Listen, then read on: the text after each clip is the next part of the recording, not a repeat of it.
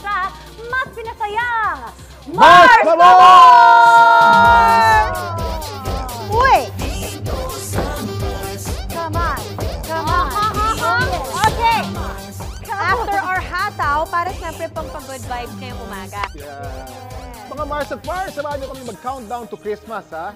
But for now, samahan niyo muna kami i-welcome ang ating mga pangmalakasang guests. Yan! Maki-vote in tayo kasama ni na Matt Lozano and Miguel Tan Felix! Woohoo! Yay! Welcome! Hello po!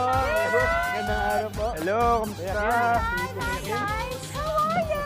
Okay Nako, naman. Mars, mukhang may nakakawala sa mga lock-in taping nila. Mars. At nakabisita sa atin ngayon. Buti nga napunta sa atin yung time nila na yan. Naka-reserve na po. After lock-in, dito po talaga kami Ayun. Diretso, ano? Ang daming nag-aabang talaga ng Voltes 5, ha? Sobra, ha? Lalo na yung panahon ko. Yung panahon ko.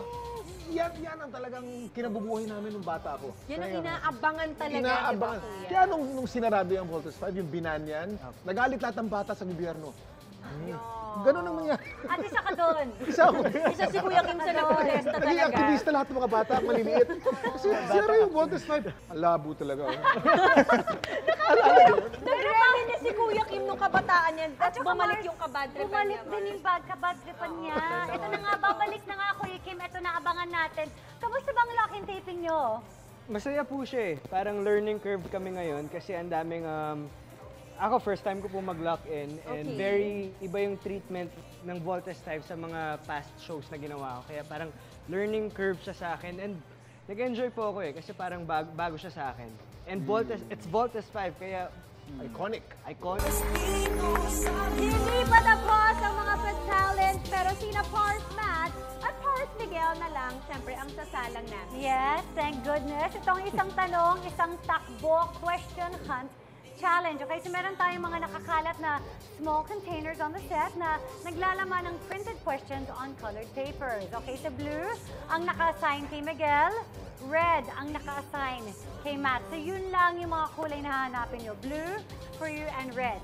Okay? Okay, on cue, one at a time natatakbo ang ating mga guests para hanapin ang mga containers na naglalaman ng kanilang assigned color. Every time na makakahanap sila, they need to read the question and answer it out loud. After nilang masagot, saka lang sila pwedeng mag-move on to look for another question. Okay, so the goal here is to find and answer as many questions as you can. At kung sino man ang matatalo, may consequence. Good luck, guys! Competitive ako dyan. Sino mauna? Ano to? Bato, Bato ba pick? topic, Mars? Bato, pick. Ha! O, sino Okay. mauna? Una ka. Okay. Matt, Alright, are you Pars ready? Matt. Ready? Ikaw ang unang tatakbo at sasagot. Pars, you have 1 minute. Ready, set, go! Go, Pars! Tago ko na to. You have 1 minute. Okay. Isang ugali mo na pwede pang ma-improve. Matutong maging humindi. Okay. Okay. Next.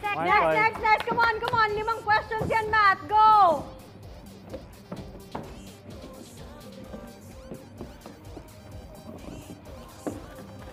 Okay, go. Ano ang greatest asset mo as an actor? Being truthful and fact. Love it. 2, Being yourself. Go. Okay.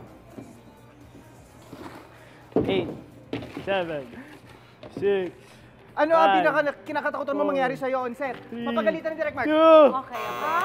So, nakatatlo. Nice. Nakatatlo siya.